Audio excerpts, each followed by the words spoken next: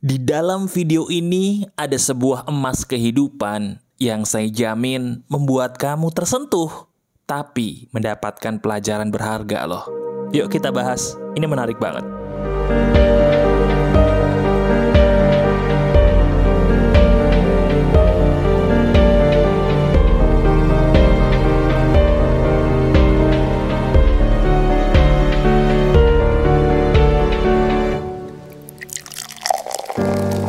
Ini adalah kisah saya. Halo teman-teman, apa kabar? Ada saya kembali, Aryan Surya, sahabat baik kamu dari Pagar Kehidupan.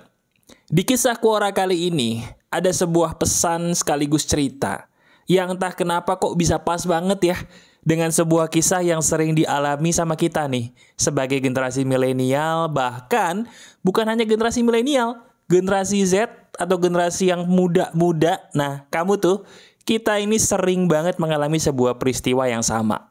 Seperti kisah Quora yang ingin saya bacakan ini. Jadi sekarang sambil kamu menikmati hari kamu, yuk pasang telinga, buka hati, kemudian renungkan deh. Kok bisa ya masalah orang rata-rata mirip sama kamu? Ini emas nih. Langsung ya. Jadi kisah Quora hari ini saya akan ambil intinya aja. Karena kalau saya ceritain ini panjang sekali ceritanya. Jadi intinya gini teman-teman. Ada seorang anak. Ya dia masih berusia 20-an lah teman-teman. Anak yang berusia 20-an ini biasanya sama ya seperti kamu, sama seperti kita. Kita ini seringkali mengalami sebuah pertanyaan dalam hidup yang kalau nggak dijawab dengan hati-hati, itu bisa menghilangkan nyawa kita sendiri. Karena ini sumber depresi kita yang paling dasar. Kamu tahu nggak pertanyaannya apa? Pertanyaan itu adalah, kenapa saya tidak bisa disayangi orang lain? Sebentar. Bener nggak? Tepat nggak pertanyaan itu seringkali ada di batin kamu? Pertanyaan kehidupan di kepala kamu, saya tahu banyak kok. Tapi kalau diminimalisir, diringkas, satu pertanyaan yang paling dalam dan paling besar dalam hidupmu adalah, kenapa ya kok saya tidak bisa disayangi orang lain hingga saat ini? Sebentar, itu kan yang kalau dipikir-pikir paling membuat kita tuh ragu dalam hidup. Ragunya itu, kenapa sih kok dalam hidup saya ini sudah berusaha akan segala macam hal loh mas. Tapi entah kenapa selalu aja ada pertanyaan-pertanyaan dalam benak saya yang membuat saya itu jadi ragu. Berharga nggak ya saya dalam hidup ini? Sama seperti orang yang di kisah Quora ini teman-teman. Dia itu udah berusaha menunjukkan prestasinya kepada orang tua. Dia sudah mengikuti banyak lomba untuk mendapatkan piala. Bahkan selama dia sekolah dulu, dia sudah banyak mendapatkan ranking. Yang mana harusnya itu bisa dong membanggakan orang tuanya. Tapi sayangnya, tidak semua orang tua itu bisa membanggakan anaknya dengan baik. Ada banyak orang yang merasa sakit hati karena perjuangan dia sebagai seorang anak, atau mungkin kamu nih bukan hanya sebagai seorang anak, bahkan sebagai seorang pasangan udah berusaha jadi yang terbaik, tapi entah kenapa tidak ada penghargaan sedikit pun atas usaha yang sudah kamu lakukan. Sampai akhirnya muncul tuh sebuah pertanyaan maut dalam dirimu, kenapa ya kok saya tidak bisa dicintai orang lain? Salah saya apa? Sekarang, saya ingin langsung aja memberikan kamu sebuah jawaban emas. Jawaban ini yang seharusnya diberikan orang lain kepada kamu dari dulu, sebelum kamu menyakiti diri kamu sendiri selama ini. Gini loh jawabannya. Kamu tahu nggak sih, dalam hidup ini kita banyak belajar ya. Tapi sayang loh, sayang banget. Ada satu pelajaran yang harusnya dipelajari oleh banyak orang, tapi justru nih, hal ini malah diabaikan. Kamu tahu nggak pelajaran apa yang sering kita abaikan dan nggak pernah diajarin di sekolah? Betul, pelajaran hukum kasih sayang. Teman-teman, saya ulangi ya. Kasih sayang itu ada hukumnya. Dan hukumnya itu sederhana banget. Dengerin baik-baik. Kamu sadar nggak sih, yang namanya kasih sayang itu sama persis seperti telepon. Coba deh sekarang kalau kamu nelpon teman kamu, pasti nggak apa yang kamu lakukan itu diangkat sama teman kamu. Misalnya kamu telepon teman kamu entah melalui WhatsApp, entah kamu telepon langsung gitu. Apakah teman kamu akan langsung ngangkat telepon itu? Apakah kamu langsung nyambung kepada teman kamu seperti yang kamu mau? Enggak kan? Kadang-kadang diangkat mas, tapi kadang-kadang malah nyambung aja kagak. Kenapa? Karena teman saya atau saya nggak ada signal mas buat nelpon. Nah sadar nggak? Kasih sayang itu seperti itu. Dengerin saya baik-baik. Kamu sadar nggak sih?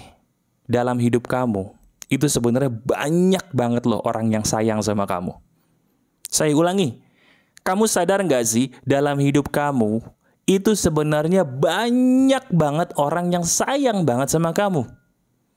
Tapi, di sini nih uniknya. Tidak semua rasa sayang yang diberikan orang-orang di sekitar kamu, itu bisa kena ke hati kamu. Sama seperti kamu. Diri kamu sayang sama orang tua, diri kamu sayang sama pasanganmu. Saya tahu kamu orang baik, kamu sayang dengan mereka. Tapi apakah rasa sayang kamu bisa kena ke hati mereka? Kamu mungkin bingung ya. Diri kamu sudah berusaha memberikan segalanya kepada orang-orang yang kamu sayang. Tapi entah kenapa, nggak semuanya bisa direspon dengan baik oleh mereka. Kenapa bisa begitu? Itulah hukum kasih sayang, teman-teman. Hukum kasih sayang itu tidak semua cinta kasih, tidak semua kasih sayang yang kita berikan kepada orang itu bisa kena ke hati orang yang kita kasih. Dan kamu tahu nggak? Itu normal dan bukan salah kamu, bukan salah kita. Saya ulangi, itu normal, bukan salah kamu, bukan salah kita nih. Jadi, jangan pernah kamu menyakiti diri kamu sendiri, apalagi sampai mengatakan diri kamu sebagai orang tua yang gagal lah mendidik anak, atau pasangan yang gagal lah, atau anak yang gagal lah karena tidak bisa dibanggakan orang tua, tidak bisa membahagiakan orang tua. No, itu semua bukan salah kamu. Inilah hukum cinta kasih, yang mana cinta kasih itu gak selamanya bisa langsung kena ke hati orang yang kita targetkan. Betul kan? Nih, saya kasih bukti lagi. Kamu pernah berusaha memberikan sebuah perbuatan baik sama orang, terus orang lain itu salah tangkap. Pernah nggak? Coba ingat-ingat deh. Coba ingat-ingat. Kamu pernah nggak lagi berusaha memberikan perbuatan baik nih? Niat kamu baik gitu ya, pengen nolongin orang siapapun itu. Bisa teman, bisa pasangan, bisa orang tua, atau mungkin orang asing di tengah jalan. Kamu niatnya baik, pengen sedekah, pengen nolong. Tapi ternyata orang yang kamu tolong malah marah. Pernah nggak? Malah tersinggung. Pernah? Nah sekarang saya tanya. Niat kamu baik nggak? Baik mas. Tapi kenapa dia marah? Karena niat baik kamu itu tidak kena ke hati dia. Niat baik kamu tidak salah. Tapi bahasanya berbeda. Dan itu bukan salah kamu. Iya kan? Nah, begitu juga dengan orang lain.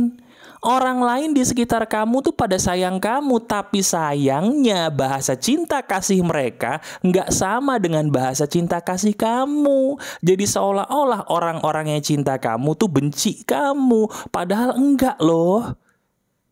Ini sering banget loh dialami sama keluarga. Ada banyak orang tua yang curhat sama saya nih. Mas, kenapa sih kok anak saya nih susah banget dibilangin? Anak saya nih kok kayaknya benci saya gitu mas. Padahal saya itu udah berusaha loh memberitahu kepada dia hal-hal yang baik. Saya itu sayang mas sama anak saya. Kenapa ya kok dia bisa begitu seolah-olah nggak sayang sama saya? Salah saya di mana? Sampai akhirnya saya berkata, Pak, Bu, Anda itu tidak salah. Yang jadi masalah adalah karena bapak ibu itu tidak memahami hukum cinta kasih. Hukum cinta kasih itu sama seperti nelpon. Tidak setiap telepon itu bisa langsung nyambung, betul tidak? Iya mas. Kenapa bisa tidak langsung nyambung? Karena bahasa cinta kasih tiap orang tuh beda-beda loh. Jadi jangan pernah menyalahkan bapak ibu sendiri.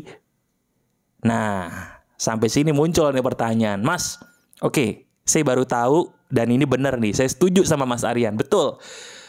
Terus pertanyaan berikutnya, Mas, saya harus melakukan apa kalau seandainya saya ingin menyampaikan cinta kasih sama orang, terus pengen nyambung gitu, Mas? Atau mungkin saya pengen gitu, Mas, gak berseteru lagi lah sama pasangan saya, sama orang tua saya, supaya bahasa cinta mereka tuh kalau mereka beneran cinta saya, Mas, sayang saya gitu ya, nyampe gitu, Mas, bahasa sayang mereka kepada saya gitu, Mas. Gimana caranya nih supaya kita bahasanya bisa saling nyambung gitu, Mas? Jadi nggak ada yang salah paham. Mudah. Tahu nggak caranya gimana? Sekarang saya pakai filosofi telepon lagi. Kalau kamu nelpon teman kamu nggak nyambung, kamu ngelakuin apa? Saya ulangi pertanyaan saya. Kalau kamu nelpon teman kamu nih, tapi teleponnya nggak diangkat, apa yang kamu lakukan? Betul. Kirim aja WhatsApp atau SMS. Nggak harus nelpon kan? Dengan kata lain, kalau kamu berusaha menyampaikan cinta kasih kamu kepada orang, cinta kasih kamu berusaha kamu sampaikan kepada mereka, tapi mereka salah paham terus, rubah bahasa cintamu. Jangan menggunakan bahasa cinta yang sama dong. Cari bahasa cinta yang lain. Bahasa cinta itu banyak loh. Nih, saya jabarin. Bahasa cinta itu 1, melalui kata-kata. 2, melalui sentuhan. 3, melalui hadiah. 4, nah ini nomor 4 nih. Ini paling penting. Apa? Bahasa cinta itu adalah mendengarkan. Coba sekarang saya tanya. Dari 4 bahasa cinta itu, mana yang paling sering atau sudah pernah kamu lakukan? Dan mana di antara 4 bahasa cinta itu yang paling sering kamu abaikan? Saya tebak, pasti yang paling sering diabaikan oleh kita, oleh kamu nih sebagai sahabat saya adalah diri kita lupa ya untuk mendengarkan. Benar nggak? Ini loh, ini masalah yang paling konkret yang sering dialami oleh banyak orang. Kita pengennya didengarkan tapi kita lupa mendengarkan orang lain. Betul nggak? Coba, sekarang kalau kita ingin berkomunikasi dengan anak kita udah pakai bahasa cinta yang tadi saya sebutkan udah berapa poin? Dari 1 sampai 4, mana yang sudah kamu lakukan? Nggak mungkin 4-4-nya gagal kok. Nggak mungkin 4-4-nya gagal. Ya, dari 4 bahasa cinta yang saya sebutin tadi, kalau kamu lupa apa, boleh kamu ulang lagi video ini, kamu catat tuh 4 bahasa cinta, kau praktekin deh. Nah, kalau kamu sebagai pemberi bahasa cinta, lakukan aja 4-4-nya itu. Pertanyaannya, kalau diri kamu bukan orang yang memberikan cinta kasih, tapi orang lain nih, yang menurut kamu benci kamu tadi, yang kata Mas Aryan dia sayang saya, tapi saya nggak merasa dia sayang saya, Mas. Bagaimana orang itu bisa membuat saya merasa bahwa saya itu disayangi loh sama dia atau mereka? Saya harus ngelakuin apa, Mas? Cukup kamu diam dan katakan, ternyata saya sadar bahasa cinta itu berbeda-beda. Tidak semua orang yang saya pikir membenci saya, itu membenci saya. Maafkan saya Tuhan, maafkan saya kehidupan, saya baru sadar. Katakan itu. Katakan itu. Ulangi dengan suara keras ya. Ulangi begini. Saya baru sadar. Katakan. Ternyata bahasa cinta itu berbeda-beda. Tidak semua orang yang saya pikir membenci saya itu benar-benar membenci saya. Bisa jadi saya hanya salah menafsirkan perbuatan mereka. Maafkan saya Tuhan, saya memilih untuk mencintai, bukan membenci. Selesai. Selesai. Dari situ pikiran kamu akan terbuka loh. Dan kamu akan menyadari sambil menganggukkan kepala. Iya juga ya Mas, benar loh ini. Selama ini kita tuh jadi perang, jadi ribut, masalahnya sepele. Salah paham doang, tahu nggak? Saya tuh paling nggak suka sama orang yang benci-benci itu. Kenapa? Karena intinya salah paham doang kalian tuh. Iya nggak sih? Jadi sekarang coba Jadikan video emas di hari ini sebagai materi yang merubah hidup kamu. Ingat pesan saya di depan tadi. Buka telingamu, tonton video ini berulang kali, resapi pakai hati, kemudian kamu renungkan. Berapa kali kamu menganggukkan kepala? Berapa kali kamu berkata dalam batin, ini semua benar banget. Lakukan deh apa yang saya katakan tadi. Dalam hati kamu setuju kok sama perkataan saya, karena ini semua relate ya dengan apa yang pernah atau sedang kamu alami. Lakukan ya, semoga ini semua jadi emas kehidupan buat kamu. Masih ada saya, Aryan Surya, sahabat baik kamu selalu dari Pagar Kehidupan. Tetap keep the spirit, keep sharing, and keep loving. Bye-bye.